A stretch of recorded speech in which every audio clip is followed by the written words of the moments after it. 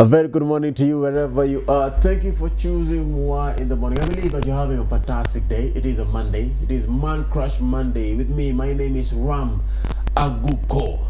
Call me the really amazing man. I'm in the studio with a wonderful panel. But before I get into that, remember, Hila Wadidi just left with youth and politics. Nakwambia, we had a very interesting discussion with her as she was discussing matters politics concerning the government and concerning the political scene in the country of Kenya. Tell us what you think about that interview. Tell us what you think about it on our SMS line 22162, starting with the word YM254. 22162 is the number, starting with YM254. On Twitter at Y254 channel, the hashtag is Y in the morning. At Ram Agugo, at Hilda Wadidi. And remember to follow also our colleagues at Shiko Kaitani, at It's Barry Mo, at Kala Me Val, and remember Chico Cosmos. Remember, it is a fantastic day. Now, the discussion that we're going to have today on Man Crush Monday is something that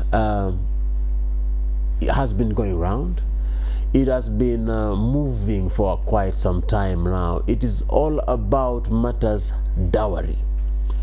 Do you think that dowry is important? Is it necessary to pay dowry?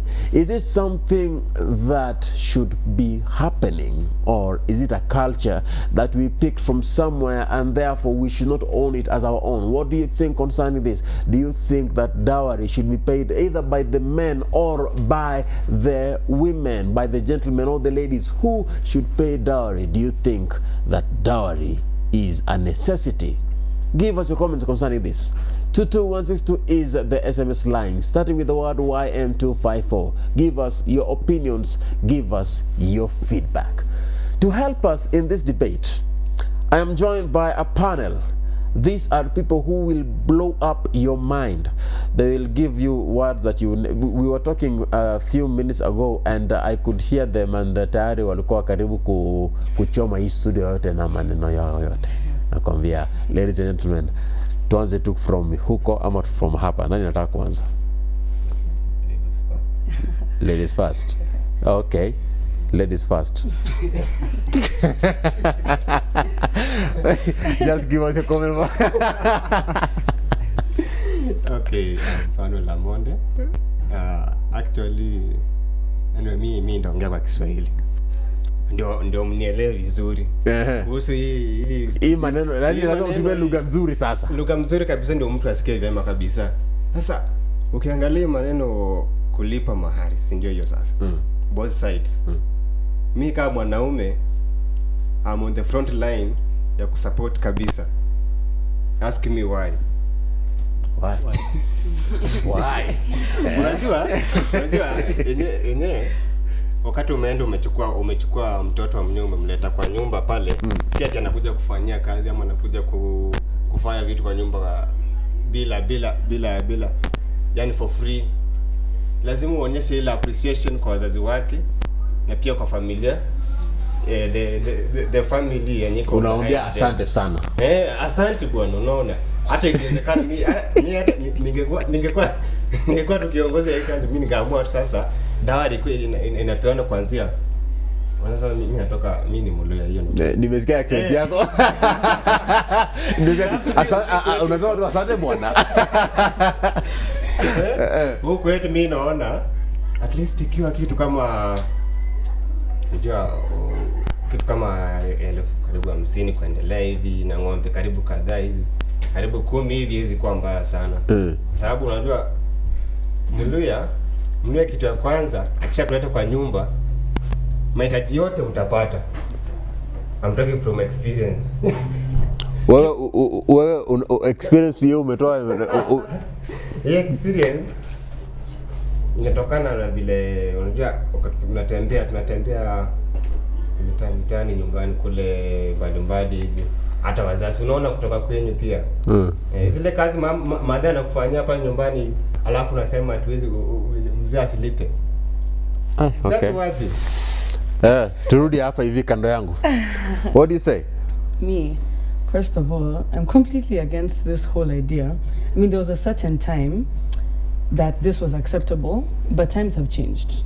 And I can give you so many reasons as to why, like, there's so many controversial issues that stem from dowry / bride price. You know, number one, child marriage is usually stemmed from this, you know, and with that breeds a lot of, okay, for instance, like, you know, you're not sold as a commodity. I mean, I speak for women, and I'm just like, we shouldn't be sold as commodities, bought and sold. Why is that? No, listen, you know? we are not talking about selling or buying something, but you're trying to show appreciation.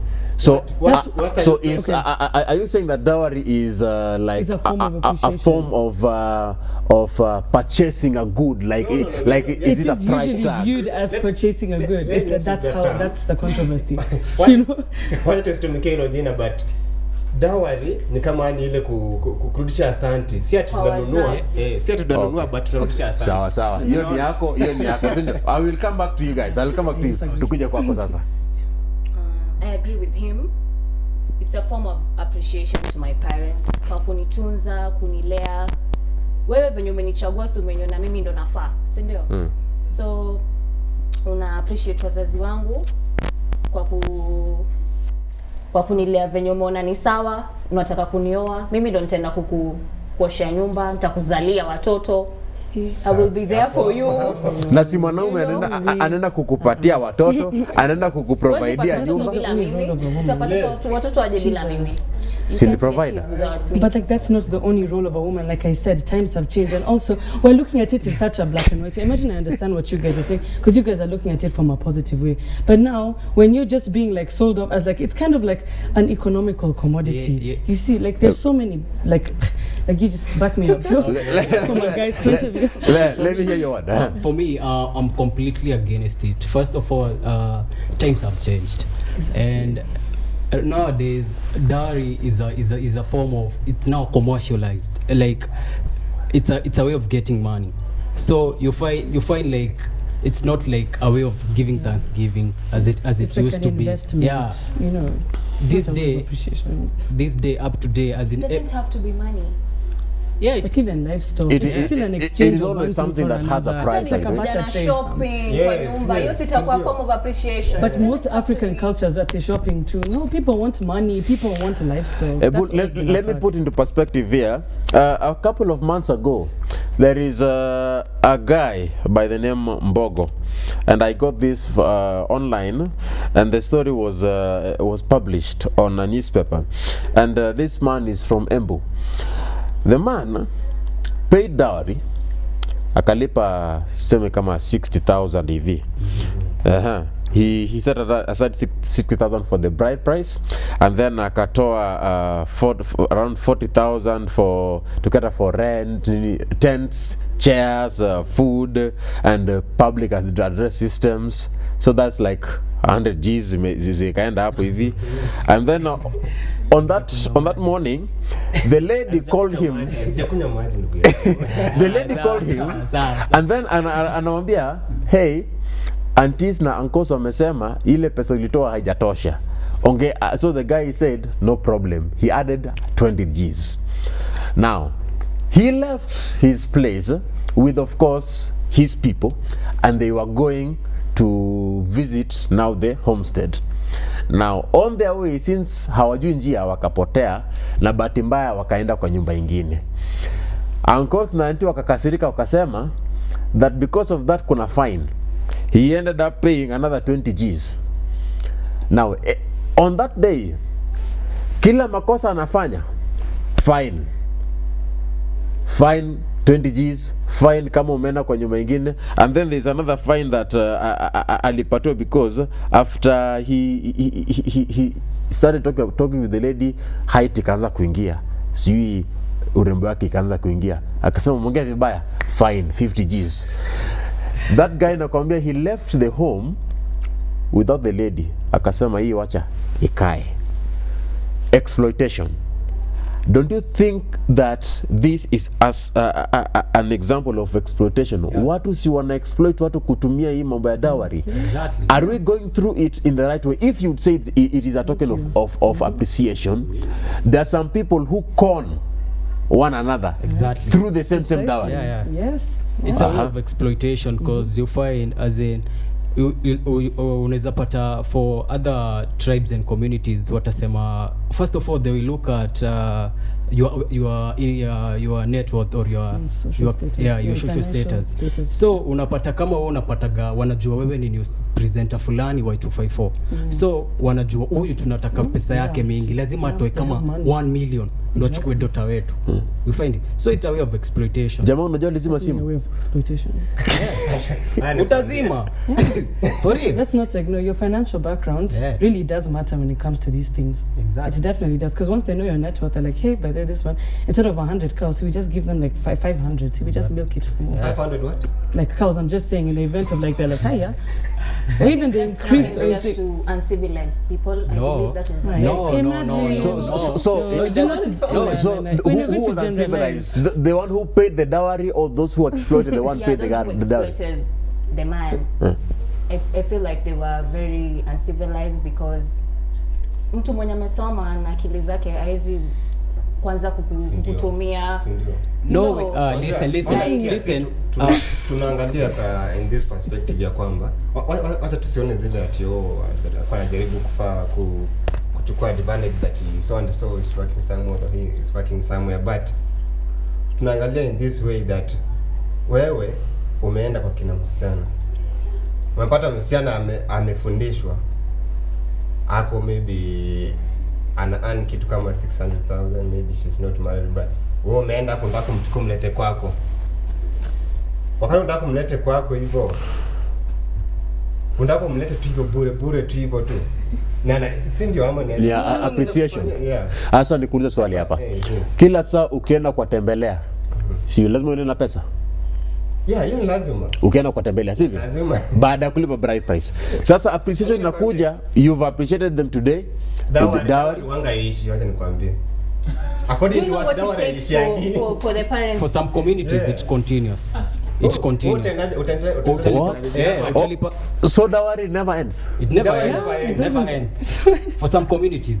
But unapataga kwa communities zingine and other tribes you find once you pay it it's done. But for other communities it's continuous. But can you imagine the stress yenye mzazi amepitia kulea mtoto, kumsomesha, you know? Na mwanaume ni mjinga. Si mwanaume pia lilelewa na akasomeshwa. Exactly. Okay. Ram skiza. Unapata for some communities unapataga like they give this excuse ati you know because our daughter is educated lazima pia yes juu ati most guys are educated. Ram listen ati because our daughter is educated ati lazima meet the demands of the parents ndo uweze kuchukua daughter yao. They have the right because they have wasted a lot of money. Gosh, So is it about replacing how much they spent on you? It's about That's appreciation. not appreciation. That's literally commercialization. That's not appreciation at all. That's business. You know, let me tell you something. This is imagine. I don't know why we're ignoring. I don't know why we're ignoring this very, very like this elephant in the room. Yeah, this is like a generalization of one very small aspect towards dowry and stuff. When we're looking at rural areas, yeah, where people, this is what I was saying before. I don't know why we're ignoring this. This is like stemmed from like somewhere like child marriage. You know, when you have to sell your children literally because you have no money. So they're usually forced into these like horrible marriages, and this is why a lot of like UN projects are coming around and like stopping these kind of processes, because see, domestic abuse is also stemmed from this. Like if somebody buys you, you're viewed as property. You're not viewed as a human being. Exactly. You're viewed as property. Imagine this can go wrong in so many ways. So many ways. Do you know the reason as to why many of the young men these days are not married? It's because of those in-laws making those outrageous demands that you cannot meet. Your child is not property. Your child is not property. Your child is a human. If you sell it off as property, it will be treated as such. And also, can I ask you a question? Now imagine if you love this girl, but you cannot meet their, not even hard financial demands, their financial demands. What are you going to do then? What do you do? No, I'm asking him something. Just chill. Wait, what would you do? Like if you could not meet that demand as a man? Na hiyo kiwango yako haifiki kwenye wao nataka mahitaji yao. Now, are you still for it? If you can't actually, are you still for it? Is that something you can truly buy? Unajua, dawa research inamaanisha maybe is respect something you can truly buy? But utakuwa yani lazima yani utakuwa na ile njia wewe kama umependa mimi kaa nimekupenda wewe ndafaa juu na chini lazima ndapata chenye nataka nikulete kwenye nikuchukue. Believe me or not, I will do anything. Even if it means bankrupting someone had yourself. said here in the morning when we were talking with Hilda that this appreciation thing should happen when both parties appreciate one another. The lady pays dowry to the gentleman and the gentleman pays dowry to the lady, so they both appreciate each other. That's what we are talking about. Actually, So everyone should pay dowry. no, for me I'll say the woman yeye hata kwanza hata anafaa kulipa dowry, cause first of all ni anakuja kwako, he's eating your money, your food, draining your granary. Kwa hivyo dem kwanza ni anafaa kuwa analipa boy, not the other way around. Yeah, for real. You know, it's even in the Bible that men should pay dowry. Yes. Genesis chapter. But is it in the Wacha Bible to tumejaa kwa Biblia. dehumanize women? Or what if they are forcefully married into a horrible marriage and they can't do anything about it? Like, that's what I'm saying. You're not thinking about it from that point of view. It's not modern day slavery. Imagine if you love someone, just go marry them. Why does any price have to be paid? You know? Now, Yeah, dowry. 22162 is our SMS line. Start with the word YM254. Tell us what you think. Are these cultures promoting love? Are they promoting togetherness? Daniel has mentioned things to do with child marriages. And abuse. Do you think you're being purchased if dowry is paid to your fathers or to your mothers or to your uncles and aunts? Do you think it is right for people to exploit one another? Ukienda kwa harusi wanasema toa pesa kidogo tutoe msichana wetu pale kwa nyumba. Do you think it is okay? I don't know, but I'm hearing vijana wengine hapa wanaanza kuwa speechless kwa set. Let us continue this discussion by giving this analogy here. Ukianza kuenda harusi, inamaanisha lazima weke kitu kama 2 million kando because you need to pay dowry plus the wedding organization. If you're paying dowry, who should pay for the wedding? If it is that case, then when it comes to loans, utalipa, utakopesha, you will borrow or beg or whichever thing. 9 months down the line after the marriage, let's say it doesn't work. What do you do? Do you go back and take your dowry? What do you do? This is a question for Where, you guys. You support there are many questions that I don't know. First of all, I'll say dowry, it's an expensive affair. It can take you even 20 years of saving for you to meet the obligation. Unakaa kama hata unahitaji kitu kama 20 million hapo hivi ndio malizeni na leo familia kama yote. mimi kijana sasa like for me kijana like for example I start saving now, it can take me like 20 years ndo ni meet By the time you are even 60. yeah, na nishazeeka already. By the way, what do you think? A Kenyan youth, the normal Kenyan youth, Can we really afford this dowry? you That's a good tayari, question. by the way, even in churches, umemention hapa Biblia, churches sometimes even go to the point of kuwa na harambe no alipe Yeah. Atakuwa na for sure, yani sijawahi sikia ati kuna watu wameolda rambi kulipa dowry. Maybe Kuna familia kunazo. hakuna. Are you sure? Are you sure? Are you Umefanya sure? research yako You vizuri cannot be the ukaangalia. demands of these people. No, there is. He's What right. happens if you cannot be the demands of the parents? no. Wakati ulienda You have to do huko, a wakati fundraising. approach huyo dem, so Buddha. ulijua Or you ask from family members to chip in. wewe I've ndio seen that safari moja happen. tu alafu ati yao nini. Wakati ulimapproach ulijua lazima kuna kitu itafollow then unaona. Uwezi enda tu ati unaenda maybe say mi ni kiwango cha chini naenda kwa mtu maybe kiwango cha juu kunishinda. And yet there's somewhere else au kiwango changu ambapo mimi naweza toa dowry ambayo inalingana na yeye, si ndio? Na Uwezi uwezo enda, wako. yeah. But you guys don't find it like a superficial process. You don't find all of this as superficial. Imagine if you could just go to the woman that you love or the man and you just ask for the blessing as usual and then just get married. Imagine, no money, no debts, no bankruptcy. But imagine. But at Imagine the if same that could time be- here, imagine if- as the youth, imagine if that's something that we should start rooting for. because like you said, But in the 21st youth century, Manze, that the can't youth work. financial status is not Yeah. exactly, I know. due. The Bible that you mentioned, yeah, we have someone who in the Bible called Jacob. He was not able to meet the financial standings or the bride price, so he decided to work for 7 years to marry the lady. You know that. So some cultures, kama hawezi lipa pesa, wafanye kazi. Unajua shida ni So kwamba- I think it has helped them. It has helped the boy child. shida ni kwamba nyinyi mnaiangalia kwa perspective ya nini? Ya pesa. Pesa. Wanaiangalia kwa exactly. perspective ya Then what is dowry? No. Dawari unaweza peleka It's money. what you Dowry. have. No. So long as appreciate that family. But don't you think there are other ways to appreciate the family? Why does it have to be from a financial For standpoint? example, for example. No, I'm asking you guys, for example. Like, is there another way that you could do it? Ama, you just think money is the only way? Are you fully against this thing, or you prefer other ways I'm of aga- paying dowry? Personally, for me, no, I'm just fully against it. Imagine, I'm just fully against it. Though I can understand, because of our culture, Yeah, these yeah. are the things that we're used. These are the things we've seen with our gukas, Ram. with our uncles. But imagine now, because it's like it's a new era. Yeah, And me, I just think that some things should change. Even putting aside the religious agenda of, but the Bible says this, and that. Imagine there's some things that can like contradict that, because, like I said, there's a darker side towards this dowry stuff. So you agree with the come and stay kind of lifestyle? Come Good on, question. sir. Come Please stay, elaborate. come What stay. I've read about this, but please elaborate it. Come we stay Further? is Yeah. whereby someone just tells you, come, we stay.